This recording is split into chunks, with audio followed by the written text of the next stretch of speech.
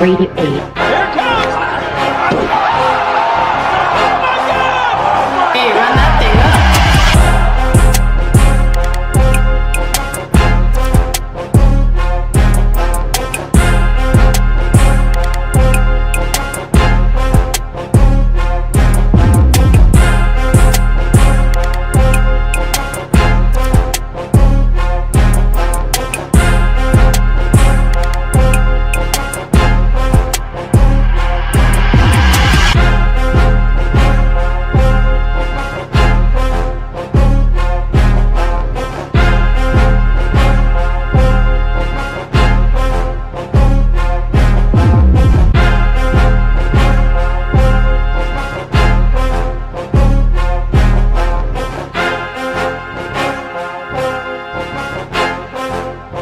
Grade 8. What's up, everybody? Welcome back to another episode of the Grade A Wrestling Podcast. I'm here with my guy Ty. How you doing today? Doing good. How about you? Doing good, man. Summer's here, man. Finally got that summer break, summer vacation. Got lots of stuff coming up, man. We got some new surprises for you guys, all the viewers. So I'm doing great. But we got a lot to talk about, man. Night of Champions has concluded. Monday Night Raw, NXT, AEW Dynamite, and we got TNA tonight. But we're going to start off with the elephant in the room, and that's Night of Champions. We had some interesting results, and an interesting crowd to say the least. But nonetheless, man, we're going to get right into it. We're going to start with the opening match. Cody Rhodes, Randy Orton, King of the Ring final. As you guessed it, the Golden Goose, Cody Rhodes, defeated Randy Orton. What was your thoughts on the match? The match was good, but when you have Cody and Randy fighting, it's gonna be good. It would take a lot for them to have a bad match. My only issue with it, very predictable. We saw this coming for months. Absolutely. Because for months they talked about this Randy Cody matchup. And as soon as they released that bracket for the King of the Ring, I'm like, yeah, it gotta be him. I would have loved it to be Sammy, just to keep it a little fresh. I know Cody and Randy haven't fought in a while, but still, it seems like their storyline has been building for at least a year. So, 1,000%. but I thought it was a good match. I just question what they do at SummerSlam. I know what they're going to do at SummerSlam, but I'll ask this question at the end when we touch base on the main event. But I don't think the decision that they are going to make is going to be a good decision.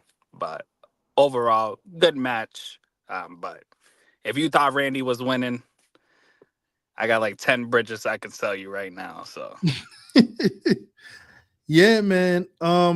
First and foremost, Fernando, what's up? Nice for you to join the show. And he touched on something that I was going to get to right after I give my thoughts on the match. I think Randy might be turning heel sooner than later, but I'm gonna get to that bridge in just a moment. And then Fernando also said Randy's costing Cody the championship at SummerSlam. So that's where I was also going. However, I'm going to push back on the Randy costing him yet because I need to see, are they going to do just a singles match? Because Triple H said there's no more Punk and Cena matches going on, quote unquote, at the post show. But before I get to that, I think this was the best match of the night. Cody and Randy, like you said, Ty, they're never going to give us a bad match. And I'm just really impressed to see the level that Randy can go still in the ring despite having the back surgery. Man, he looked really good. Cody, he's as over as anyone in wrestling period right now. Obviously, you have Jay. But we kind of said this weeks ago once they came up with the bracket. Once Cody was announced for the tournament, we knew he was going to win. It was probably the only thing he hasn't won since he's been in the company, since he returned. So I'm just curious to see where they go next with Randy. It's where's his story until they get to SummerSlam, because obviously you got Evolution coming up, Saturday Night main events coming up, and then you have SummerSlam, which is a 2-night event for the first time this year. So I'm interested to see how they're gonna utilize him in some type of capacity. But I feel as if WWE's running out of ideas and it's starting to get really dry and repetitive. Cody took some time off, rightfully so, and the most deserving. But I mean, now he's right back into the fold, the bloodline, which we're gonna get to that in a moment. It's like everything seems repetitive. Nothing seems really fresh, which is why I've been leaning towards watching AEW a lot more lately. But all in all, that's my thoughts on that match. Any last thoughts on this match before we move right along? Nah, you good. But I will touch on they're running out of ideas in a little while, because with one of these matches, I think they just ruined this whole storyline. But we'll get to that. Yeah. So the next match they had on the card was Rhea Ripley versus Raquel Rodriguez in a street fight. I'll go first this time. I would say this was by far Raquel's best match on the main roster. Singles match, by far. Which doesn't surprise me, because if you watched her work in NXT with Rhea Ripley, they always put on great, great matches. So it doesn't surprise me at all that they had a banger. This is the stuff I would like to see them do more with Raquel, but unfortunately, they always tie her to the big Diesel role and the Judgment Day. But before I continue, Peso with the subscribe to the channel. Yes, man, if you watch it, make sure you like, subscribe to the channel, leave a comment down below. Tell a friend to tell a friend, man. Help the channel grow. And we got more great content coming in your way. But appreciate the comment, Peso. Nonetheless, yeah, I thought Rhea looked really good. I really wish Raquel would have got the win just to give her some more confidence and boost going in, potentially once they eventually break up the Judgment Day, which is not happening it's more on the later side than sooner. But all in all, Rhea didn't really need this win, especially considering the fact what was announced on Monday Night Raw, which we're going to get to later in the show. So those are my overall thoughts on the match. I'm just saying, if we're gonna build this storyline with Judgment Day, how Roxanne's pretty much replacing Liv, why not have Roxanne help Raquel win that match? I feel like that would have did more for them, and it would have made things very interesting. But like you said, seeing what we seen got announced on Monday, it makes 100% sense why they had Rhea go over. But it was a good match. I already knew it was going to be a good match. I didn't. I'll probably be like the minor percentage. I didn't like that spot with the table. What? By the barricade? Nah. So in the What? ring, the finish. Yeah. No, I didn't like that. I didn't like that. There's no point of just standing on a table to hit a finisher in the ring to win the match. That to me, that doesn't make sense. You either going through the table. If you're gonna use the table, you're going through the table. That's it. We don't use it as a prop. Like if it was a ladder, you feel me? That makes sense. But why are we using a table as a spot? And it's not even technically really being used. And it was, first of all, the ref had to hold the table the whole time.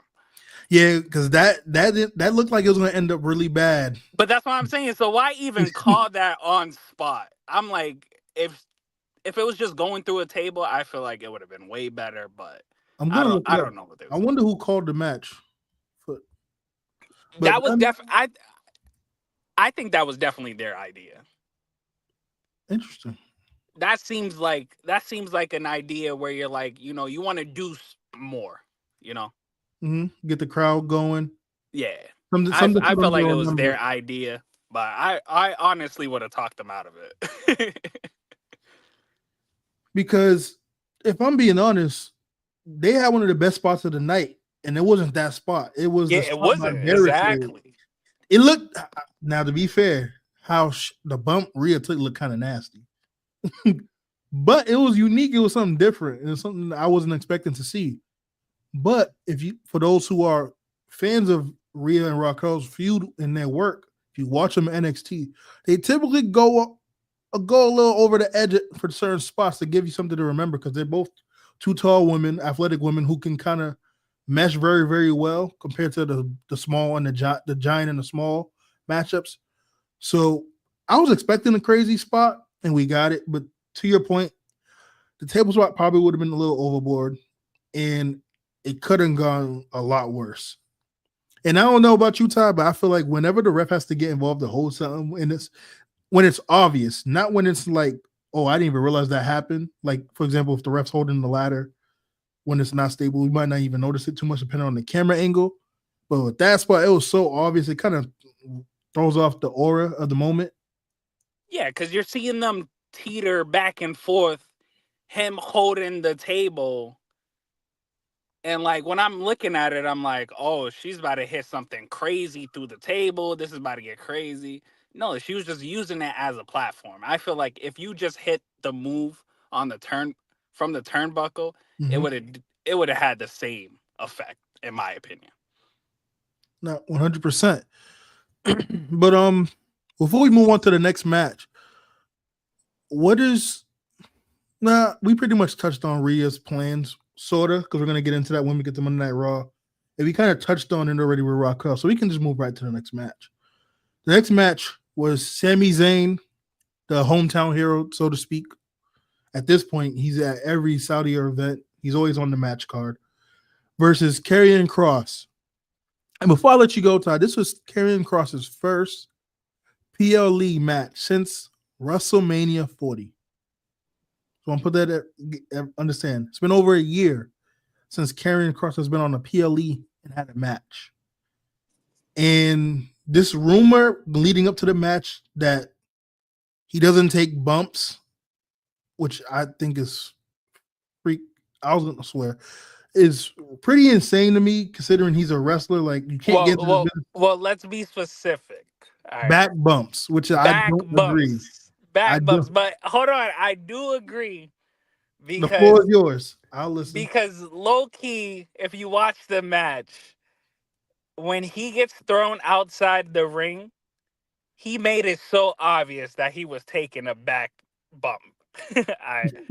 He You did. don't take a back bump because everyone's talking about you not taking a back bump. Like that's obvious that all right, clearly they're saying something true, you know.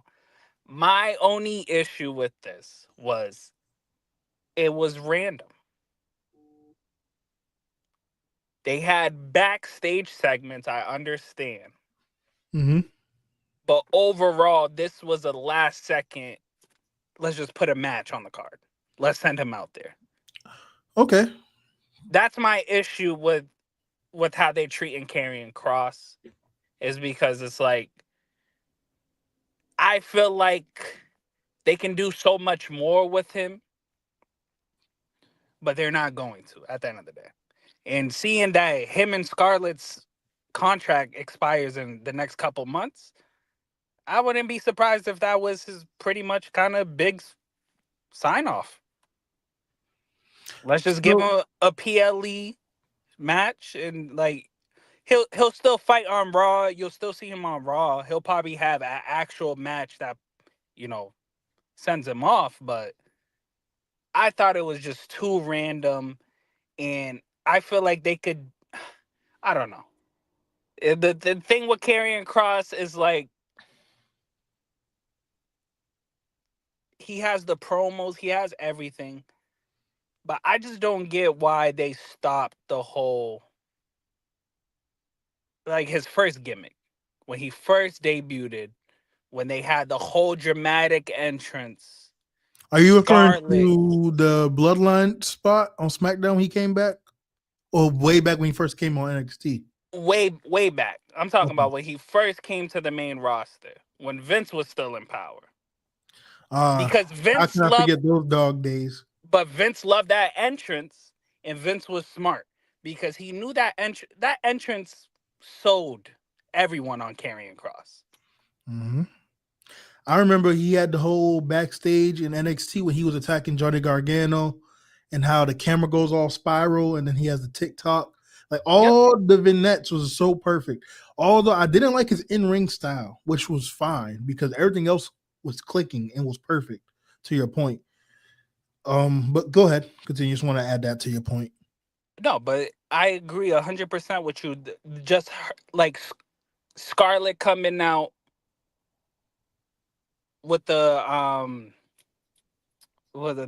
time stuff, Yep. the time sand, like that to me was making it so good.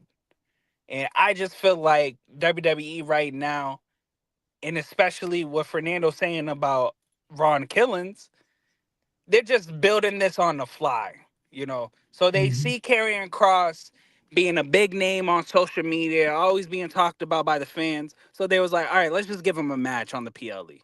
It's not gonna go anywhere. It's not gonna do anything for neither of them because it did nothing for Sami Zayn. To your point too, because keep in mind this match was never supposed to be on the card. It was supposed to be AJ versus Dominic for the IC title. But Dom's injury, he couldn't compete. So they scrapped that for a later day, which might be coming up on Raw soon, or they might save it for SummerSlam. So now they end up putting the Karrion Kross semi match together, which it did nothing for Sami to your point. And it really wasn't gonna do it's a lose-lose for Karrion because we knew he wasn't going over, and him taking the pin wasn't gonna hurt him either because it's like we know he was not gonna get a push anyway. Yeah, too much. That's what I'm saying. They're like, I don't know. I don't like this whole booking everything on a fly. Like it just doesn't make sense. It's like you're trying to say there's a story behind it when it really isn't, and it's fine. Now You know. I'll do this pushback with the story part because they have been building up something with him in the backstage Yeah, segments. but that's what I'm saying. He's in the backstage, but bro, to be completely honest, unless you're watching it live, You won't know that. you won't notice. That's like fair. like come on. Like I I feel like to me, if we were building this and if they were actually building this, why didn't cost Sami Zayn that match against Randy? Mm, that's a good point. Let's build That could something. You feel easily me? had because you could have based on especially for those who were actually watching the product, you could have used all these backstage segments adding on to him costing the match with Sammy and Exactly. Randy. That could have built right into a SummerSlam match, especially with it being 2 nights. The only thing, and you know, I have pushback with the 2 night SummerSlam, but the only good thing about it is there's no excuse not to get talent on the shows. It's the same thing with WrestleMania. There's no reason why you shouldn't have matches on the show. However, we know they're not going to have every title defended, which doesn't make sense. We're going to get there once as we get closer to SummerSlam. But I say that to say, yeah, I agree with your point from that viewpoint. I can get with that definitely. Anything else before we move on? Because I have some things I want to speak on the match and ask you. Nah, you can talk about that because I really want to get into the U.S. title. And that's actually gonna be the next thing we talk about in just a moment. So, real quick, one thing that bothers me with WWE right now, especially how they're booking both Karrion and Sammy. I think the match was solid, by the way. But when it comes to Sammy, they keep pushing this damn underdog story, and I don't understand why. That story died a long time ago. He beat someone at WrestleMania. By the way, he's a WrestleMania main eventer, I might add. He beat Gunther, which we know his reign with that IC title and what it stood for, how dominant he was. He overcame that Goliath. He's not a babyface. Like the comment that Michael Cole made at the end of the match, like, oh, it's a miracle that he beat Karrion Kross. Come on. Really? I just don't. And I didn't, before that comment, it was just like, this story they're trying to pull with Sammy. No, it's kind of like what they with Jay building up to Mania 41. It's going to be a point where these babyfaces need to let their nuts hang. Like, be a man. Like, be that dog. Match energy. And Sammy, for whatever reason, they keep giving him this this Daniel Bryan-esque type of underdog role, and it's just not sticking no more, in my opinion. Now, with that being said, with Karrion Kross, my question to you, Ty, is hypothetically, if they were to renew the contract with Scarlett and Karrion, what would you see? What would you believe be the best fit for Karrion Kross's character as far as a first feud and build? Mine and Sammy, obviously, because I don't think that's going to happen. All right, so first I'll touch on what you said about Sami Zayn because I like that point because that's why I'm telling you I feel like it would have like if you were really building it, you would have had Karrion Kross cost him the match against Randy because you can't feed me an underdog story when I just saw him lose to Randy Orton. Now if Karrion Kross cost him the opportunity, you can sell me that this underdog story. He Mm-hmm. can never he's missing these opportunities. He's never getting the chance. You can sell me on that. But like I said, I think their biggest mistake, and I said this after Jay won the belt. I'm like, they need to do Jay versus Sammy for the belt. Mm. I think Rakisha would agree with you on that. For sure. Because out of everyone's story that has been going on for multiple years, who has the best story? These two. The two people that turned face against Roman. Like For sure. what? I'm like it's a no-brainer. But that's why I'm saying they're only focusing on certain people and certain storylines that everyone else just gets booked on the fly. Now for And Karen, go ahead, because I was for, I was going to add to your point with the Sammy and Jay to add another caveat to make it even better. As they're feuding, you could finally have Jimmy on the other side get his little solo run, get a mid card title. By the time he drops that, and Sammy eventually, I would assume, wins the feud with Jay, you can add Jimmy to the fold. well, after what they did to Jay, that Jimmy solo run is never happening. Yeah, unfortunately. But you could continue with the But yeah, for Karrion Kross, yeah. how would I book Karrion Kross? I mean, he has to. There's a story We between Sami Zayn and Gunther, Fernando said. there, Yeah, but they kind of told that story already at yeah, there Mania is, 40. but yeah, exactly. They already told it, and I think they're gonna tell another story, and we'll talk about this later. Mm-hmm. With Gunther. Um, Yeah.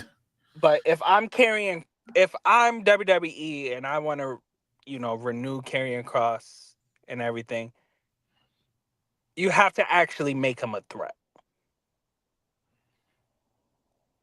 So let's say they probably got everything booked up to like post SummerSlam. So Mm-hmm. pretty much the draft. All right. So it doesn't matter where he goes on the draft pretty much because the show's technically going to be the same amount of time. Yeah, and they don't care about that drafts. And they do not care who's on what roster. um, but how I would do it, he needs a faction. It needs to be him, Scarlet, and I'm telling you, you can literally take anybody and put them. So now I'm picking up what you're putting down. So given Scarlett and carrying across the faction, which I feel like they're over abusing those now currently in WWE, but nonetheless, I'm Yeah, stay that's with the you. problem. I'm gonna But stay with that's you. how that's the best thing for him because they haven't did anything just him in Scarlet Mm-hmm. that's gonna make anyone care. Right. So my next question will be, who would you put in the faction with Carrion and Scarlet? That's not a bad idea. A lot of people obviously will say Alistair because of the gimmick. I think Alistair would be fine without it. But again, I'm interested in hear who would you add to that faction? In my personal opinion, I would take a couple people out of Wyatt Six I was just thinking that. Okay. and add Karrion Kross and Scarlet. because in my personal opinion, like you said, they're doing too much with these factions. So I don't want to see two like, spooky gimmick factions, because we already have the Wyatt Six. This is Karrion Cross's gimmick. They're going to be very similar. So it's not going to work. But joining them, but eliminating all the, unnecessary people. I'm not going to say names because I'm not going to disrespect anyone. But, just, I kind of got an idea of who. just trimming the fat, adding Karrion Cross. I think Karrion Cross, and I love Bo Dallas, but I feel like they haven't put too much Effort. through. Yeah, too much effort through the Uncle Howdy gimmick for it to really be like, okay, I care about this. So I feel like we kind of need to see a new face with the Wyatt Six to really give him over that hump. We got Karrion Cross, who's already have the popularity, and everyone loves Scarlett. First of all, let's get that out the way. There's She nothing she not to is love. she is the main piece. All There right, is nothing not to love about Scarlett. she is the main piece, and first of all, she can go in the ring, And that's something that and people don't that's my really, problem. because if you watched her matches, she be doing a lot of the GCW type matches too, like the hardcore matches. She can really go in the ring. But I'll tell you this: Nikki Cross and Scarlett tag team. Who's gonna say no to that? Hell, I'd rather them feud. I want to see them in a hardcore match. I would too, but We know that he's not. That's an if we're AEW match right there. I yeah, ain't gonna lie. if we're really gonna focus on this tag team stuff, let's join them together. But I don't think they're gonna renew Karrion Cross's contract. I'm gonna be completely honest. I feel like they gave up.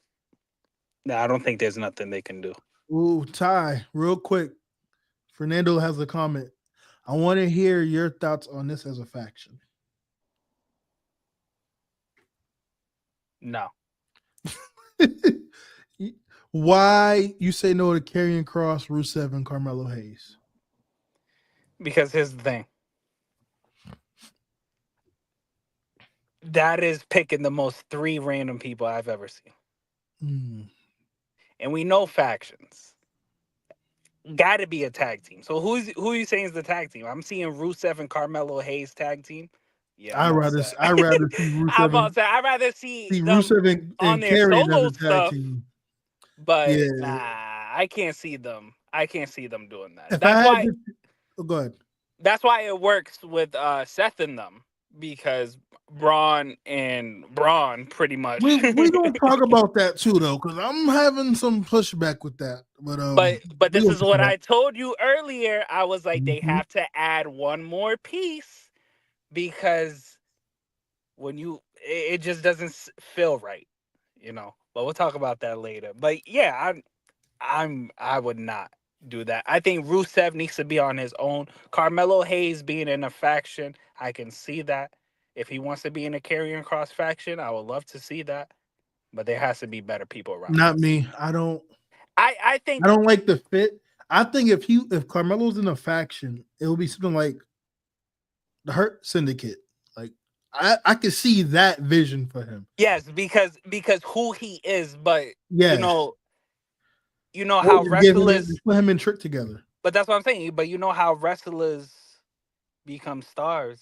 They get put in this awkward situation where they gotta go above and beyond, Mm-hmm. do a whole different gimmick. We saw Mm-hmm. Undertaker stop his dead stuff, come around with a motorcycle, and we loved it. That's true. That's you very know? true. So I'm like, for they're doing nothing with him, first of all. So if that gives him something, I'll take it. But those Fair three in the enough. faction, nah. I think you could do better. Now, I love the idea you said with carrying, and I'm gonna say names not because I want to kick them out, but those I feel like that can be perfect in that group. Now, the names I thought about before you mentioned Wyatt, because it was so funny how we were in sync with that, was I was thinking Dexter Loomis and Joe Gacy, more so Joe Gacy than anyone else. Because I think Eric Rowan, I think he's perfect where he is with the whole Wyatt, the backstory and everything. So I wouldn't want him included with Carrion. I think he'd be better off with the Wyatts. And to add to what you mentioned was I didn't think of the whole Nikki Cross element. Like I would love to see them feud if they give Scarlett some chance to get in the ring and show what she can do. But you add them as a tag team. Oh, I like that. I like that a lot, actually. So that's something that I wouldn't mind that beating even a 4 to the 5 people faction. Cross, Gacy, Scarlett, and Nikki. I almost said Cross again. I almost, but because for Nikki Cross, but either or would be nice. As far as the Wyatt 6, could you touch on something that I wanted to get to? I don't know what they're doing. I think the best bet to revitalize them, and then we're gonna get to Fernando's comments, is give them a character without the mask. Kind of like how Bray did it. Like when Bray was Bray, and then when you push that person to a certain edge, that alter ego, that demonic demon, whatever you want to label it, side of the character comes out. I think they can do that with Uncle Howdy and let Bo be Bo. Same thing with Eric Rowan, Gacy, Loomis, Nikki Cross. And when you get pushed to that brink, kind of like how Finn was when he was actually the demon, use it for certain situations and scenarios. So that's something that I think they should do more with them, especially if you're going to include them into this whole tag team championship dynamic with the Street Profits and all the other SmackDown tag teams. So that's something I wish they would do. I feel like they lost a step ever since they got hurt and moved to SmackDown, particularly. So that's that with the Wyatt 6. I'm going to run through Fernando's comments, and then we're going to get to the main match you want to talk about, Ty. Here's the first comment. Private Party's leaving AEW in a few weeks. Yes, I heard that report and rumor that their contract is going to be up. And to be honest, I don't know. Say more. I don't know because, in my opinion, both companies right now have terrible tag divisions. No tag division right now is getting booked right at all, and it sucks because SmackDown's tag division was on fire with it, and that was my before next point. As soon as they get the Street Profits the belts, they forget how to book a tag team division. It was literally once they did not book that ladder match for Mania, they literally just ran out of ideas. I don't know. I don't understand it. And if I'm Private Party, yes, I understand. You can go to NXT because there's barely any tag teams there. They can run NXT's tag team division. I think those Private Party and Hank and Tank could put on some bangers.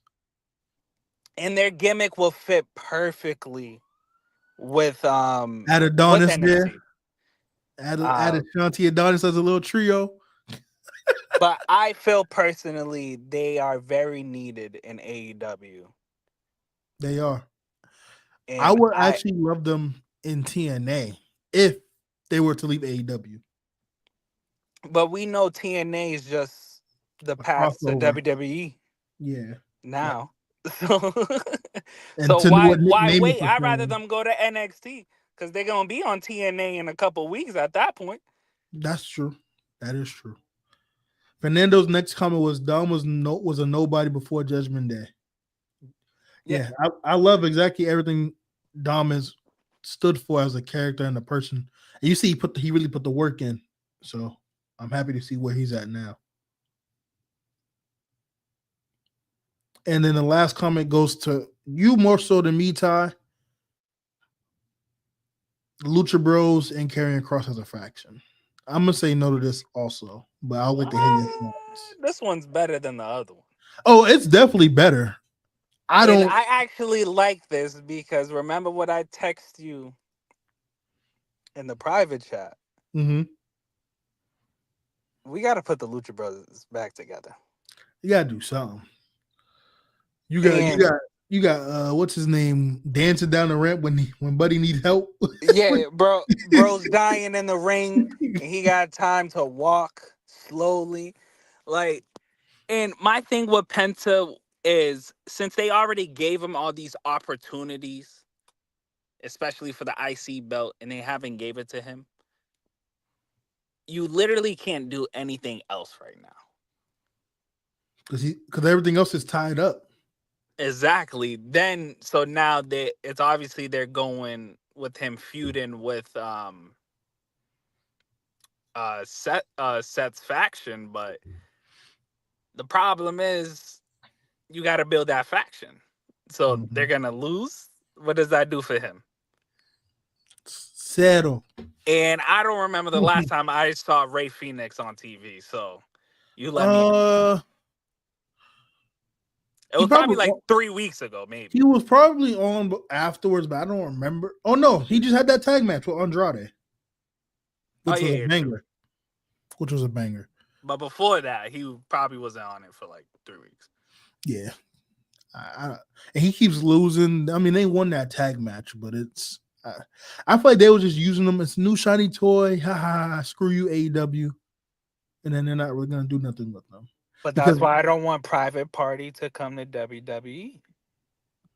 I mean, the only good thing about them coming to the WWE is they'll be in the video game, and that's all. Yeah, but here's the thing. So, yeah, exactly. But here's the thing: WWE always gives these AEW people the same gimmick they had in AEW.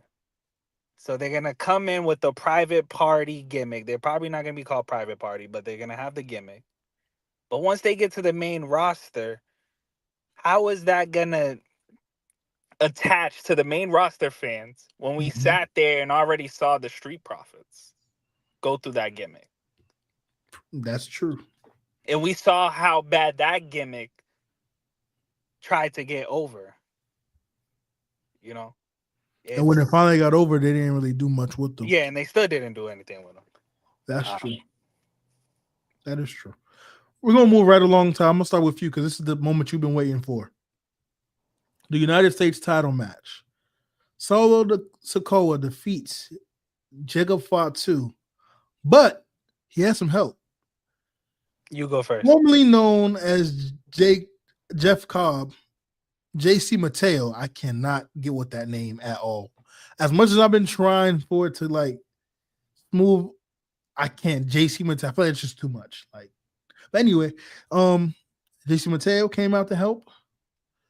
You have Tala Tonga, which is going to be his name at some point, in Helico, who debuted finally to live television, and the return of Tonga Loa.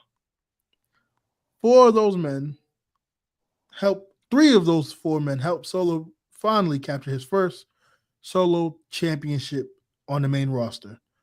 Personally, I love that Solo finally is going to get some type of shine and recognition for what he's been doing in the past 2 years. But we know the end game with this is him losing that belt, which I'm okay with, as long as he gets his moment.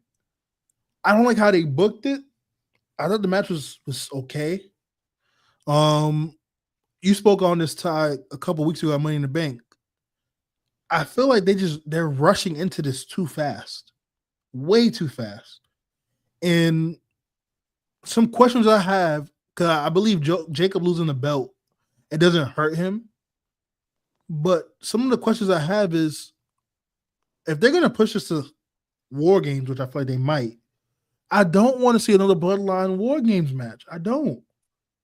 Because is Tama Tonga going to be a solo star when he comes back and help Jacob? Or is he going to join Solo and his brother? Because that's 5 people right there. Then who's going to help Jacob? I don't want, I already know the answer, but I don't want to see the Usos in Jacob Fatu. I don't. And if you bring in Zilla Fatu, that's 4. You still need one more guy. And the last thing I want is another Roman Tribal Chief match.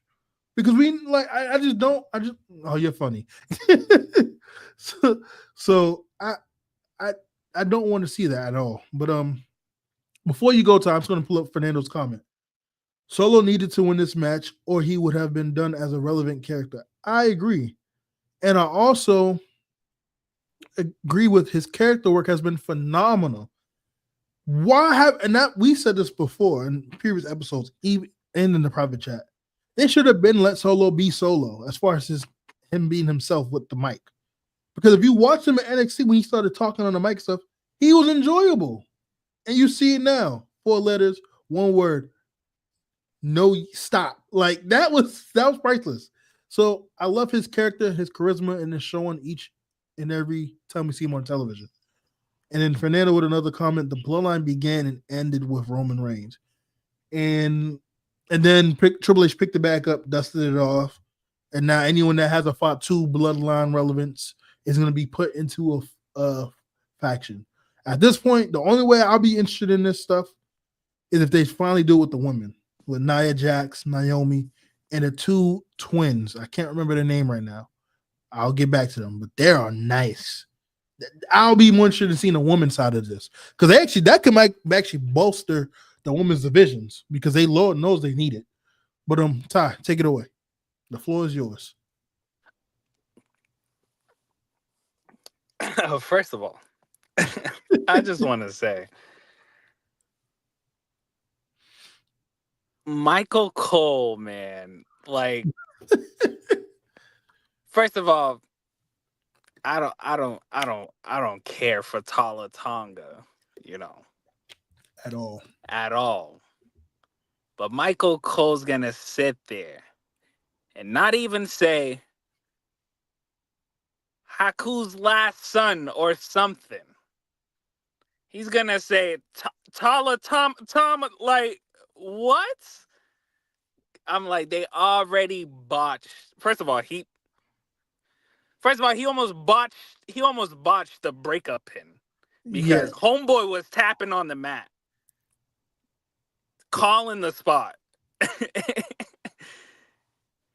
And then he almost messed that up, just like his brother did when he debuted.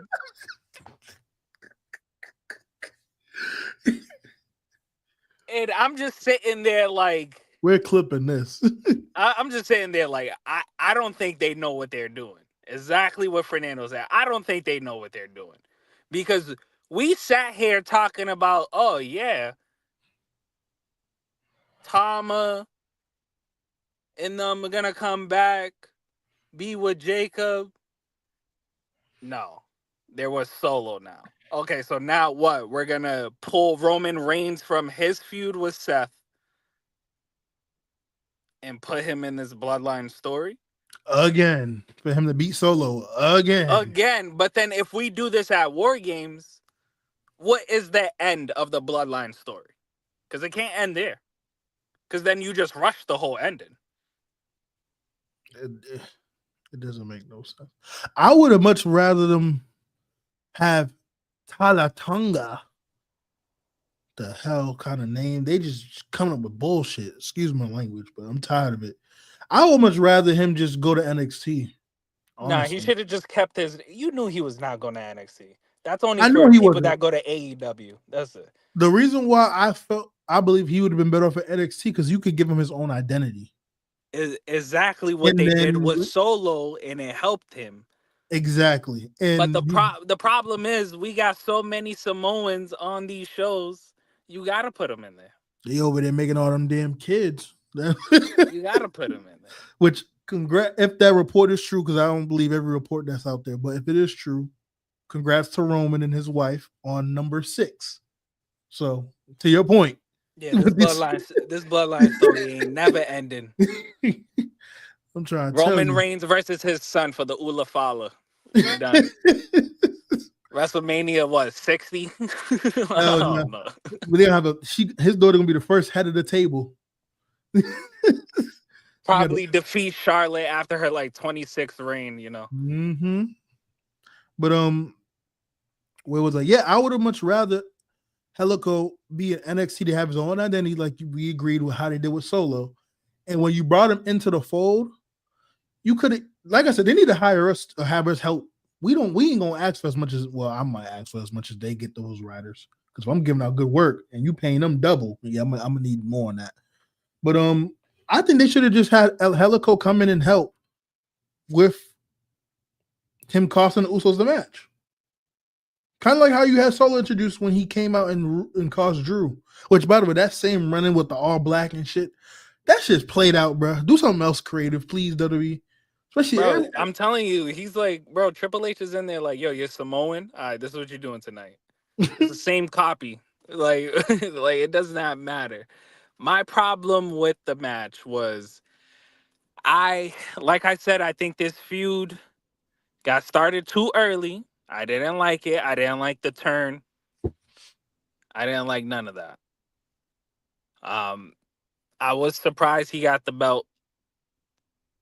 I don't think the loss would have hurt him. I think it should have been a DQ. Um, then we get the turn, the debut, but overall, I don't know what they're doing. And like, I know Jacob is better than a mid card title anyway, so he's not gonna hurt from it. right. But he has to technically get away from this storyline by Royal Rumble, anyways. Which I don't think he's gonna win because it's in Saudi. Sammy's winning that Rumble, like Fernando said. You But think you think Sammy's winning that Rumble? I'll put my bet in dollar on it, considering where it's at. However, Nah, I and it don't won't think so. hold on. My betting dollar doesn't mean it's gonna be my last dollar. Because I ain't put my last dollar on Sammy winning that Rumble. No. But I know it ain't gonna be Jacob either. But right now, looking on the outside in, the betting favorite will probably be Sammy, Drew when he comes back, Punk. Those will probably be the three I'm looking at as my Yeah, top but three. Because of what they're telling with the story with Seth. That's the only reason why I say Punk. But yeah, I think it's probably Punk anyways. yeah. But we're gonna move right along. We have the women's queen of the ring final with Jade Cargill versus Asuka. Jade Cargill defeats Asuka to become the queen of the ring, the first black queen of the ring. I gotta add that, and will be getting her title shot at SummerSlam. Before you go to, I just want to put this up. I don't got really much to say. I think this was the slop. I don't want to use the word sloppy. This was probably the worst match of the card, unfortunately.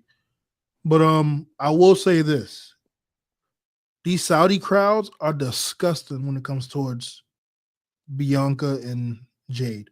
For whatever reason, even if I might know the reason, for whatever reason, they need to be better because this is disgusting. Like it was quiet when Jade won the match, and they did the same thing with Bianca. They did it on Friday. It's disgusting, and they deserve better. So that's all I'm going to say on that. But Ty, what was your thoughts on the match? Pretty sloppy. And I knew this was gonna happen because I like Jade, but You keep first of all, it. I just want to say I was the one that told you she was winning. Nah, I give you that. I I told you she was winning because I knew the story.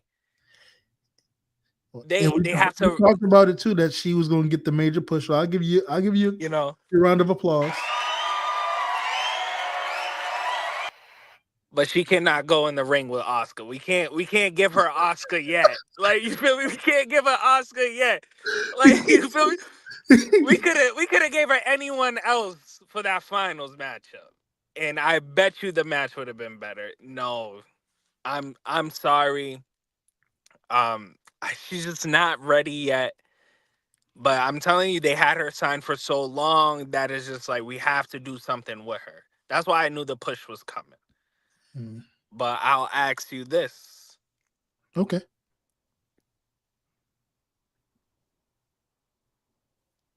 Are we getting a Naomi cash-in or a Jade victory at SummerSlam? Ooh, this is a goodie. Because they got to take the belt off of Tiffany, anyways. Like yesterday. Yeah. And I know she didn't mean nothing by it, but damn it, she works for WWE. I'm pretty sure they would have told her you can't say that. You can't call a black man boy in the crowd in 2020. It's not going. It ain't gonna look right. But it's learning. I don't think she meant it in a negative way, but it's just the backstory behind it. But nonetheless, I believe we get the Naomi cash in at SummerSlam. And I believe it's going to be also going to be Naomi and Tiffy. I mean, Jade and Tiffy. I'm trying to figure out because I want to include Bianca into this fold to make it really full circle, meaningful. I'm just trying to figure out how we do it. Because I feel like this is probably going to be something that's going to start building it up at Evolution. Maybe Bianca and Tiffy have a match at Evolution. Naomi costs her the match. And then make it a triple threat at SummerSlam. Or Naomi and Bianca go at it at SummerSlam, night 1 or 2, wherever you want to put it. Naomi loses. Bianca's there to celebrate with Jade on the win. Naomi comes out of nowhere, cashes in. So yeah, to actually answer your question, I believe she cashes in at SummerSlam. If not, then she might hold off until the Rumble. But does Jade get the belt? She doesn't cash in? Yes. If Naomi doesn't cash in, I believe Jade walks out of SummerSlam out of Jersey as a champion. But what does that do for your company if you're going from Tiffany Stratton to Jade Cargill as champion? As far as sales is gonna go through the roof because let's just face it, we know, and I know that's saying a lot considering when you look at the parents. Which if you know, you know what I'm going with the parents part. I'm gonna go into detail about that. But for someone that's built like Jade, she prints money. Not saying Tiffy doesn't print money, but you can easily sell her to the audience by the entrance, the look, the physique, everything's gonna be there. And then you put her up against Bianca in a clean fight, no animosity. And then boom, Naomi snakes in and proceeds with caution and becomes a champion. And this will be her Cinderella moment because obviously she talks about leaving the company sooner than later to start a family. So this could be her way of trying to get her crescendo moment. So that's where I see that situation going. Fernando said Jade has not progressed since her AEW days. I wouldn't say she has 100%. I think she has gotten better. It's just the gap is not where we expect it to be considering how long she's been. No, she just got shown more. That was it. Okay.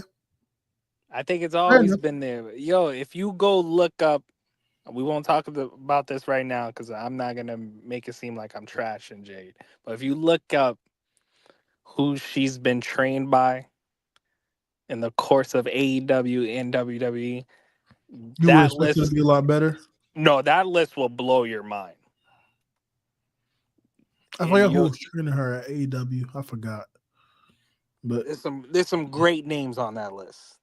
That's what I'm saying. She's been trained by a lot of great people. That's what I said. That's why I wouldn't say she hasn't progressed because she has progressed. Yeah, but not too much of a difference. That's the problem.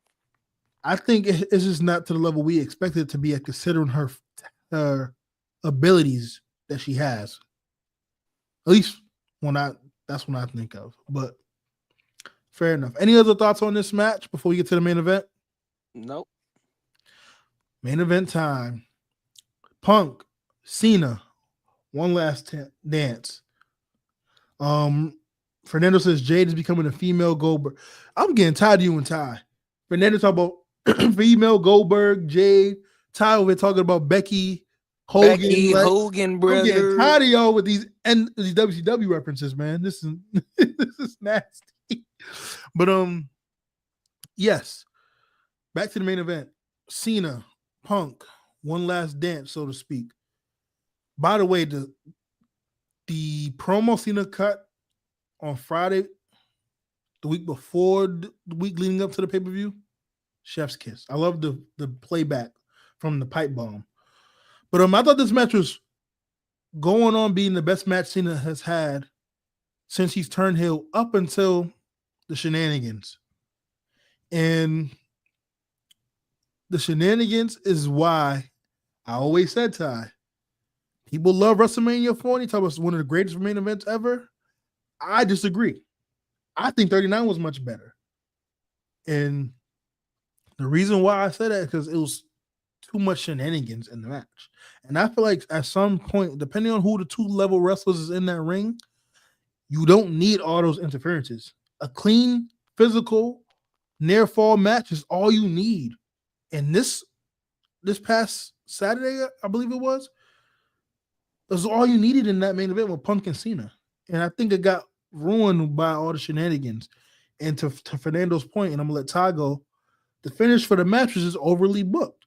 Like I agree. Oh, and also, yes, Punkonomics was phenomenal.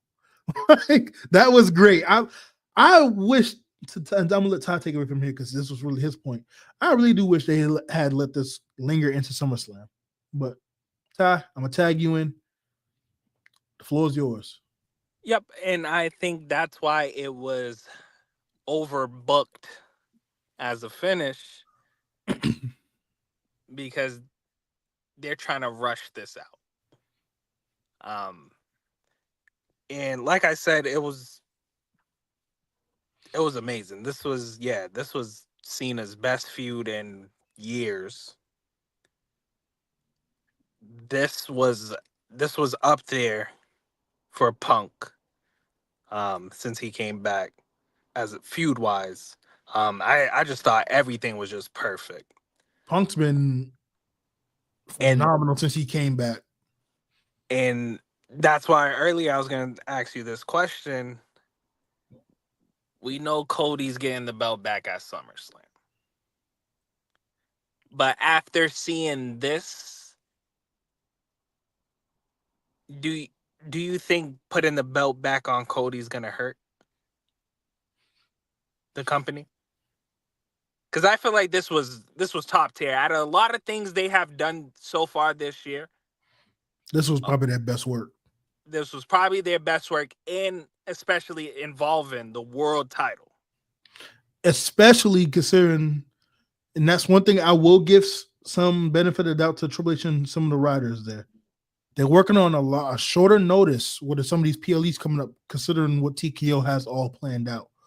So for them to have this turnout with this match, as far as the build-up goes, which it pretty much wrote itself considering the backstory and the history, I still want to give him some credit for that. But back to your question, do I believe if Cody gets the belt, it's gonna hurt WWE? No, because Cody's the biggest overly seen babyface in wrestling, so it will never hurt them.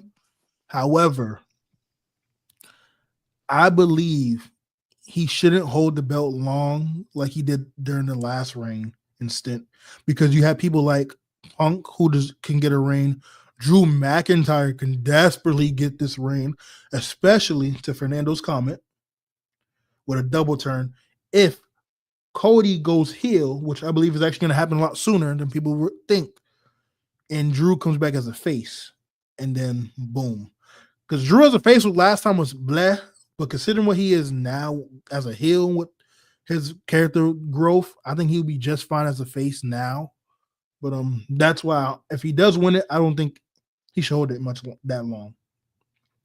Punk versus Cena should have happened at Money in the Bank. Ty's been saying that for weeks. But I'm gonna let you go ahead, Ty. Continue. Yeah, but nah, I was just saying it was a good match. I liked the match. Uh, Pretty much exactly what you said, up to those shenanigans. Um, but this is I'm telling you, they don't know what they're doing. Because I remember I told you the reason why this should have happened at SummerSlam Mm-hmm.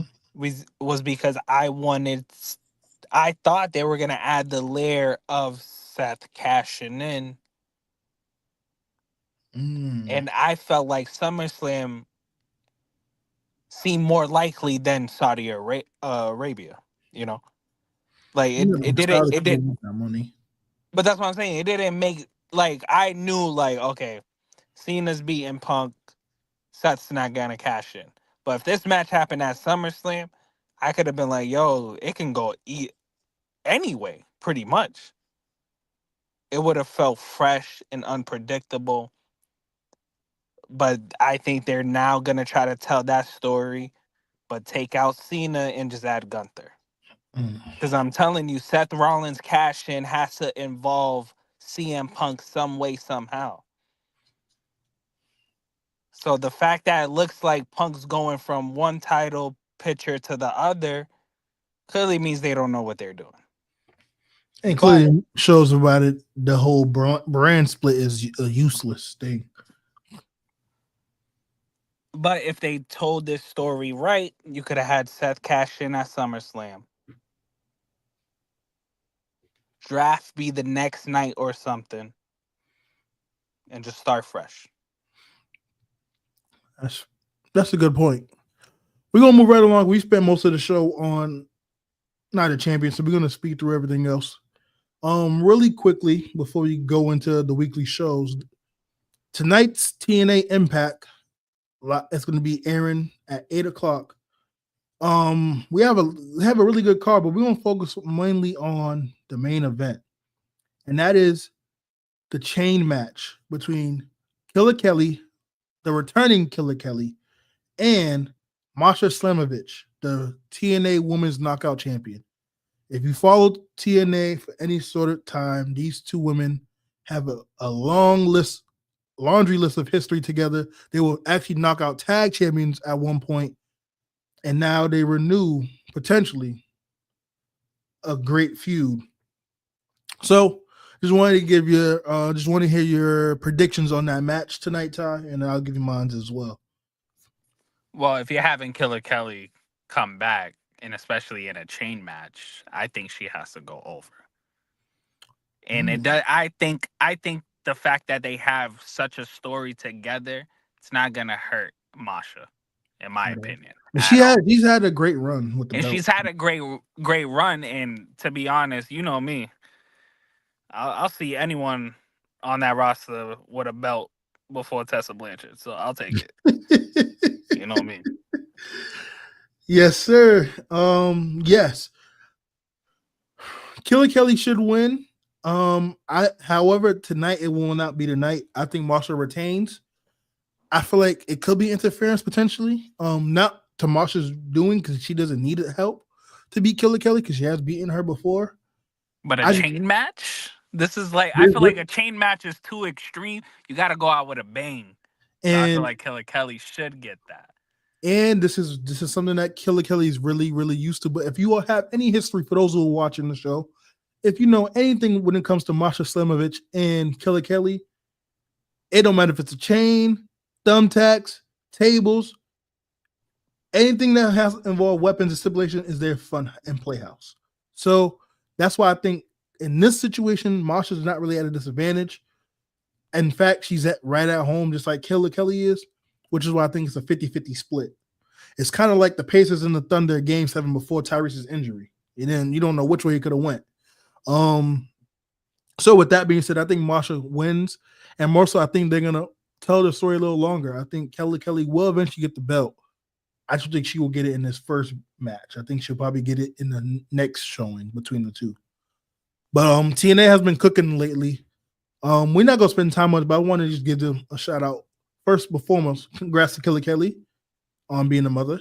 I think that's a beautiful thing. But back to the other shout out, we have the inspiration back on TNA. You have Payne Royce and the crew back on TNA Wrestling. It's good to see them back. I think it's dope for the women's tag division, and hopefully we see them do a showing or two on NXT. But shout out to them. Now, moving along, we're gonna go right to Monday Night Raw, and we won't spend much time on the full show. But what are some of the things that stood out to you, Ty, on Monday Night Raw, and what should they do moving forward this upcoming Monday? Yeah, I think the biggest thing, and I already touched on this, the biggest takeaway I took from the Raw was the Punk and Gunther interaction. Because to me, I feel like now I'm not going to be surprised if it's Punk versus Gunther at SummerSlam with the Seth cash-in. Mm-hmm. Because now it seems like now they're getting that story already up and rolling. That's what I'm saying. They're going back and forth. It seems like they don't know what to do. But that was my biggest takeaway. The fact that Punk's going from title feud to title feud, in my opinion. Because, Gunther's not going to be pushed around, So he has to address it, and we have to build into something. And especially since the draft doesn't seem like it's going to happen till after SummerSlam, probably even September, they got to tell the story. You're not going to do Punk versus Rollins at SummerSlam because I'm not watching that because I don't care. So you have to do Gunther, and I think Seth does cash in. That's when he cashes in. And pretty much we get the summer of Rollins, Even though he's winning it at SummerSlam. Yeah, so I don't disagree with any of the points you made. I think it was a very interesting interaction. I love the spot during that whole segment of LA Knight behind Seth with the popcorn doing like the whole Undertaker AJ Styles spot. I thought that was pretty funny. And I also thought it was funny because I wondered who got hit with the popcorn in the crowd. But nonetheless, I thought that segment was perfectly told. And it kind of saves the Ryder and Triple H's back end because now they can kind of go any direction wherever they desire and wherever it most makes sense for the fans and the story, because you can have Seth and Cody, you have Seth and Punk and Gunther. The crazy thing is Seth is feuding with everybody, so it's like it's all over the place, but it's a good mess to have because you could kind of whatever direction you choose to go, the other side is going to be set up already on the back end. If you choose Seth and Cody, you got Punk and Gunther. You choose Punk and Gunther and Seth cashing in, you got Cody and Drew. And I almost forgot, I didn't think about this. You have Roman. Because obviously Roman's probably going to be in the Rumble again too. Because it's only going to be so long before Roman gets that belt back. So that's another caveat to that. So yeah, man, I think they're in a good place when it comes to that so far. But back to the main point, one of my biggest takeaways for Monday Night Raw, I will say, is the Judgment Day are tag champions again. I don't know why. I will also say Triple H, WWE, you did the New Day a huge disservice once you turned them heel. Because they didn't do anything and meant nothing after that whole segment of Big E. And now you have a heel team lose to another heel team for what? You underutilized and undersold this team since they turned heel. Because they don't know what they're doing. They're I would booking on never the forgive you fly. for that. They're booking on the fly. Fernando said, do we need a draft? Yeah. I'll be honest, yes. Considering all the talent they have, and especially people coming through NXT, and then you got the free agents, they need a draft. Like I feel like War Games is a match that should have to happen every year. However, if you're going to continue to do it yearly as a Survivor Series, to make it more meaningful, use it as a brand split match. Raw versus SmackDown. That way you can showcase both brands and talent, some talents that you haven't used. Like, I'm sorry, Austin Theory and Grayson Waller, for them to not be even on TV right now is criminal. Very criminal. Because they could be utilized much more and be offered so much more to the audience and to the roster. So it's one of the few examples. So yes, I believe they should be a draft. And another thing that stood out to me is how Rhea just walked into the ring and got her title match against Io Sky Evolution. Which, okay, I guess. I don't really know how to feel about this match because I don't think it does a justice to either one of the superstars, whether they win or lose. Well, no, if Io loses, it's going to hurt her because they had barely done anything with her since she got the belt. But again, if she wins, it doesn't matter because she already had beaten Rhea multiple times. She hasn't lost to Rhea, so we kind of know that already. And then Rhea, everyone is just kind of stretched in with Rhea at this point. So yeah, that's my other takeaway. Fernando had a comment, Todd, and I'm gonna let you get yours off on Raw before we go to NXT. What if Goldberg beats Gunther at Sunday main event? I would no longer watch I will hop on the next stream and eat a t-shirt if that happens. You heard it here. You heard it here first. Happened. We're going to clip this. If Goldberg wins in his what seems to be his final match at Saturday main event, Todd's eating a t-shirt. We gotta get him a Goldberg t-shirt too. Got to get him a Goldberg t-shirt to do it. So you heard it here first. We're gonna hold you. And honestly, it's not crazy to say because I could see WWE, since they don't know how to book right now. I could see them just having Goldberg win, coming on Raw the next night, vacating the belt, then we have a whole tournament. I can see that. Excuse me. Fernando with another comment. Io Sky not defending her title for months is a joke by Triple H. Yeah, because she's clearly holding the belt for Rhea Ripley to win it back at Evolution. It's the same thing with Stratton.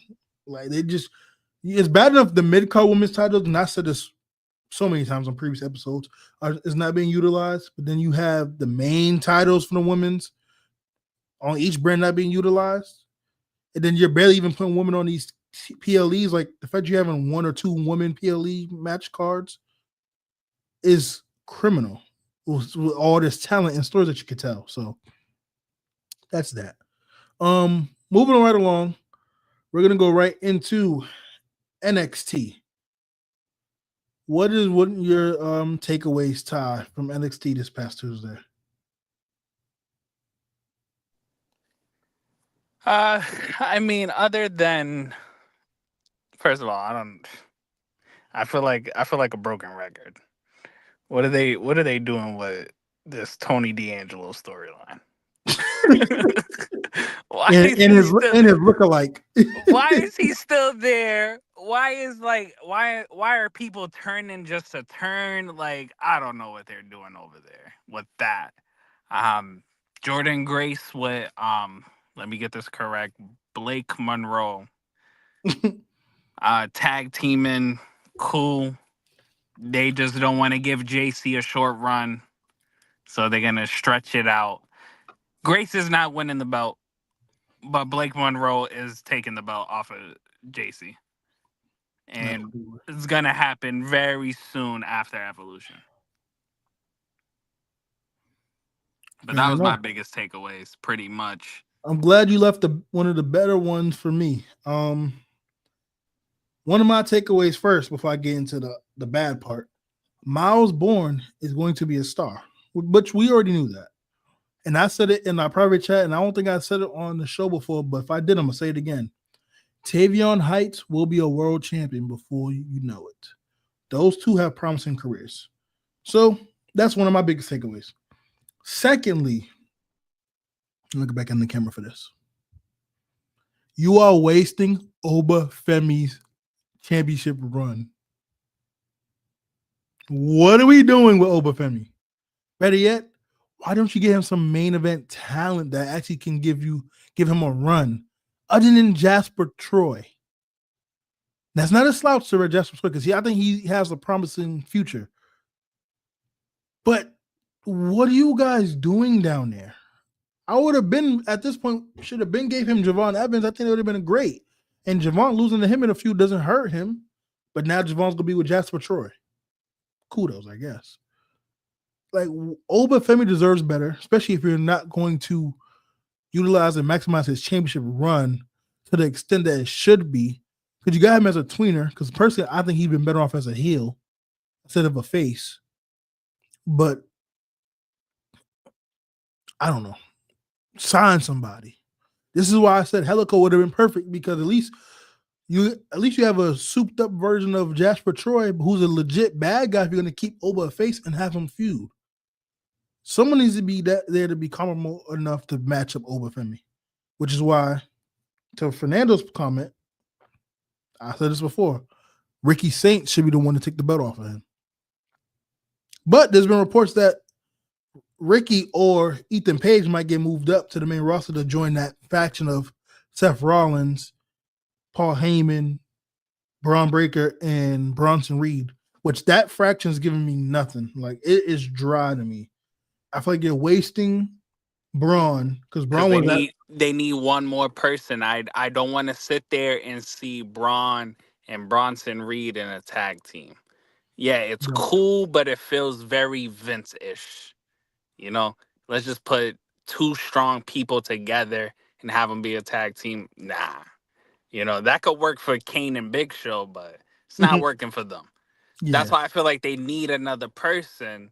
So then Bronson Reed and that person can be the tag team and still have Braun Breaker still do his solo stuff. I will basically, I just mentioned their names. If I had to choose between the two, I would rather see a Bronson Reed and Ethan Page tag team opposed to a Bronson Reed Ricky Saints tag team. I agree. I think the problem is if they're gonna tell this Seth versus Cody story, I feel like having Ricky makes more sense. But they don't know how to book, so Ethan Page it is. Yeah. And also shout out to Izzy Dane. She's getting better and better each week. I love her character work and how it's developing. Tatum Paxley's kind of floating in the air right now, but I'm curious to see what they're gonna tell the story with her and Izzy. So yeah, shout out to them. Seems like they need to help and break up Soul Rook and Zarya, and let Zarya be that badass that we thought she was going to be as a single star when she got to NXT, because she's just wasting away in that tag division, to be honest. But that's all I got for NXT. Anything else from you before we move on? Nah, that was pretty much it. Perfect. Now, real quick before we get to AEW and wrap up the show, we have the Evolution card that is obviously subject to change because there's more matches to be announced. But as of now, we have Rhea versus Io, JC Jane versus Jordan Grace. We have a fatal four-way tag team match for the Women's Tag Team Championships with Raquel Rodriguez and Roxanne Perez versus a Raw Women's Tag Team, a SmackDown Women's Tag Team, and an NXT Tag Team. And then we have right now the No More Contender Battle Royale. And the winner gets the will earn a title shot at Clash in Paris. And predictions, it seems like we might have a Tiffany Stratton versus Trish Stratus championship match as a prediction, which I don't want. But yeah. Who do you believe is an early favorite for the Battle Royale? And which team do you think will be chosen for this women's tag team match? Stephanie Vacquier. That's all I gotta say. D'Angelo beats Oba before he moves. Okay.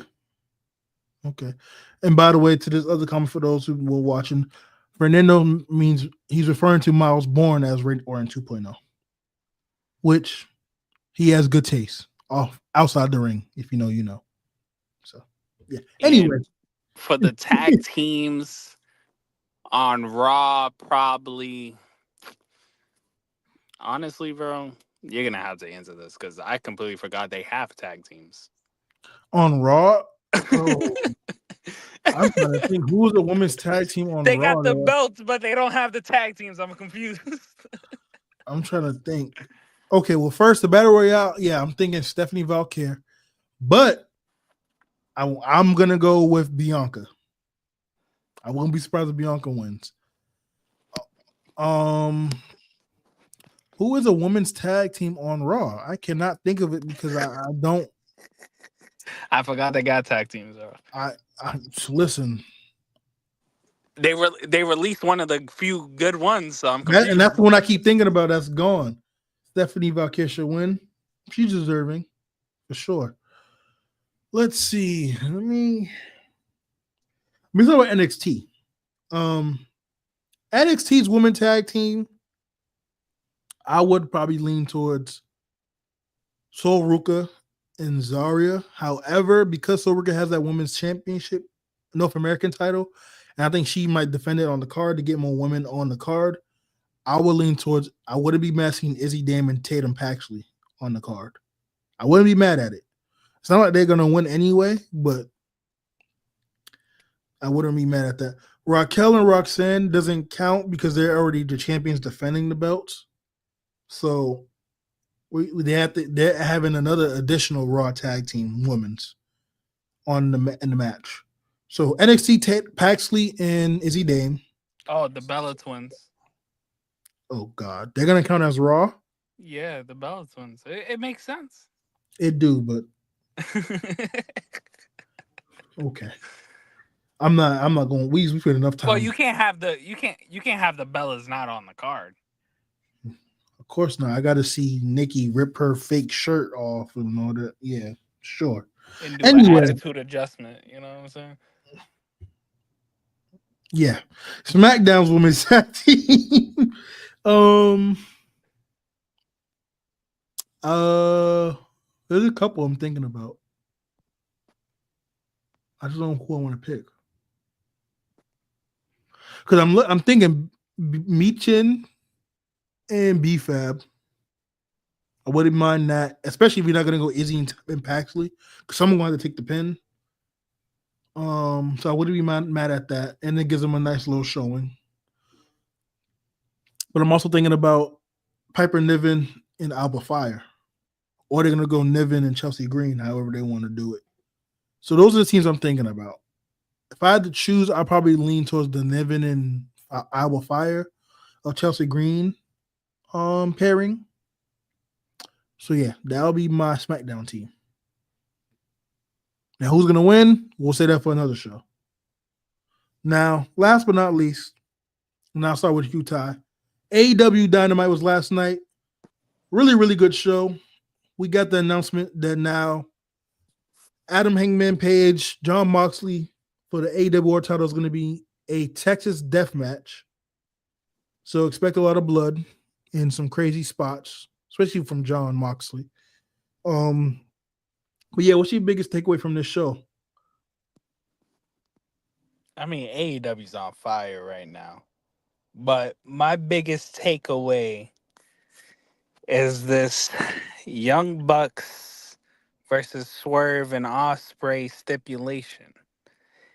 If Swerve and Osprey win, the Young Bucks aren't EVPs anymore. But if the Bucks win, Swerve and Osprey can't challenge for the AEW World title for a year. That's tough. That's what I'm saying. Once I heard that, I was like, yo, that's tough. Easily Swerve hardest match to predict. Oh, I said Oba because I was looking at the old comments. Osprey and Swerve is gonna win because we know they won't be the EVPs, but they really still are the EVPs. So I'm gonna go that route. Yeah, but if we're giving Hangman the belt, Osprey and Swerve doesn't seem like the ones to dethrone him unless they really want to do Swerve, which I would be fine with, but I don't know. Them being out of the title picture for a year kind of pretty much helps write their booking. That's and true. Like it doesn't hurt them where we're sitting here like, yo, why isn't Osprey AEW World Champion, or why is Swerve not AEW World Champion? Well, Mm-hmm. they lost the match. they So, can't challenge. So that was one of my biggest takeaways. My other takeaway is Mercedes Moné is literally the greatest wrestler of all time. That's my takeaway. I like this from Fernando. Jack Perry returns to cost Swerve and Kenny to Omega. That's not a bad. That's not a bad. I'll do prediction. you one better because I heard something better. Instead of Oh. Jack Perry, I heard Keith Lee coming back, costing Swerve the match. I hope Keith Lee do something when he comes back. So I wouldn't be mad at that either. And I hope he's healthy and doing great, by the way, because I know he has some health issues. My big segue was this comment right here from Fernando. Okada and Coda. I don't know how to pronounce his last name, so I'm not even going to try. Nah, that was not fire. I'm tired of Ty laughing at me. Trying to pronounce their last names. Okada versus Ibushi. All right.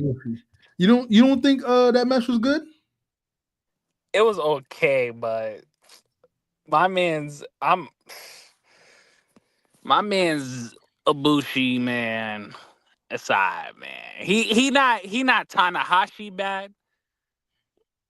You feel me? Like he lost a step, is what you're saying. Yeah, Kota Ibushi lost a step, But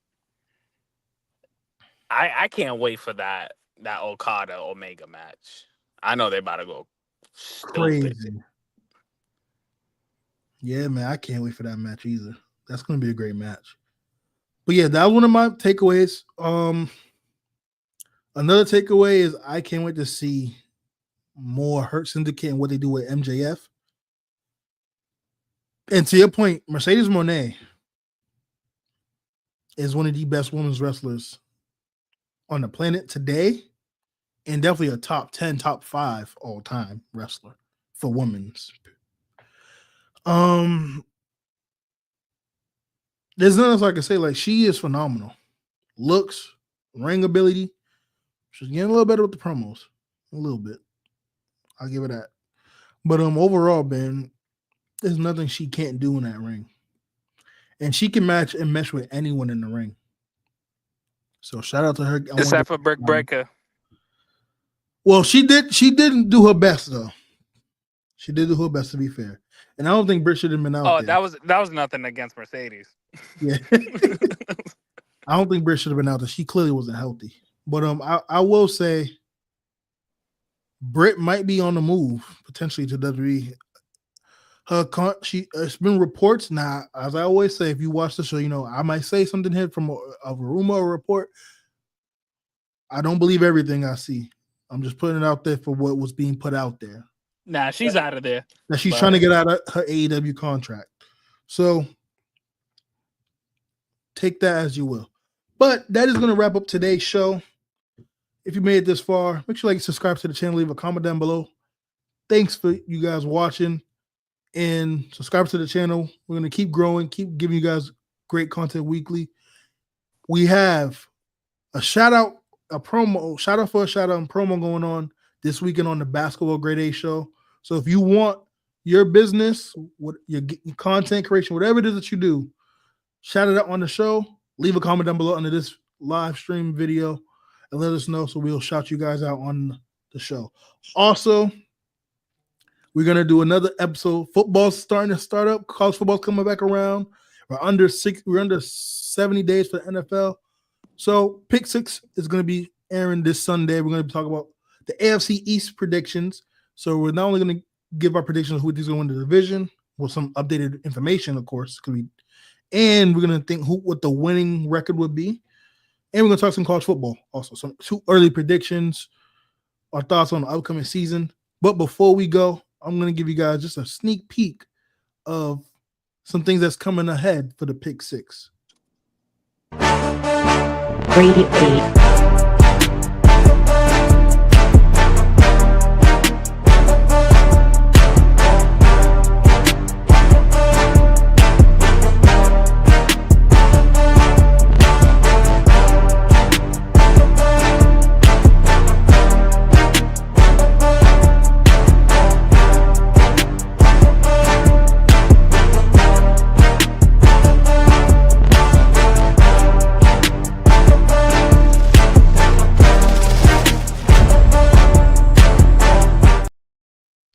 So I don't know about you, Ty. But I'm hyped for this Sunday, man. We got a lot to talk about, man. But Oh, definitely. We're going to talk about the Dolphins being the worst team in the NFL. We're going to talk about the Rams being Super Bowl champions next year. This is going to get crazy. Oh man, we gonna see, man. But I hope you guys enjoyed that little intro to the new and improved Pick Six show. We'll see you guys on Sunday for that. Make sure you tune in and put that noti bell on, and we'll see you guys on Saturday for the Grade A show as well. See you guys on the flip side. Have a safe rest of the day. Peace.